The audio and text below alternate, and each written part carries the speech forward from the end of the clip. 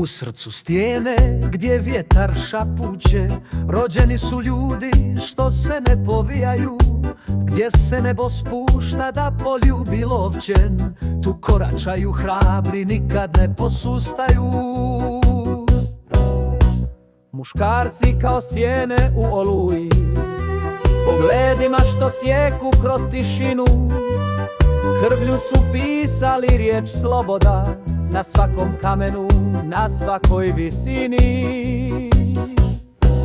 Crna Goro, zavjetna pjesmo, u tebi snaga, u tebi čest. Ne u tvrđavama, već u narodu, što te zove domom, u vatri svjetlosti jest. Ti si mači štit, korijeni san, uspravno stojiš kroz svaki dan. Žene tihe, snažne kao zora, s očima što nose i more i goru. U rukama život, na ramenima istorija, bez suza, bez pokleka, u ponosnu zoru.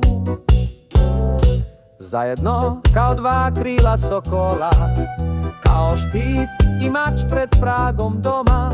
Kad se pećina zatrese, oni ostaju uspravni, neustrašivi od iskona.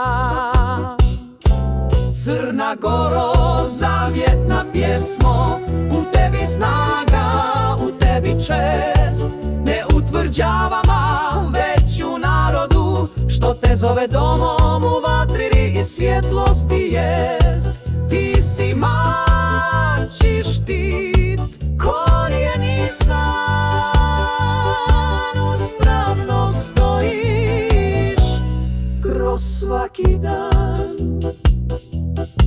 Jedni su džinuli na prvoj liniji, druge su čuvale vatru i dom. A danas rame uz rame hrabro idu skupa svuda u mjestu svakom.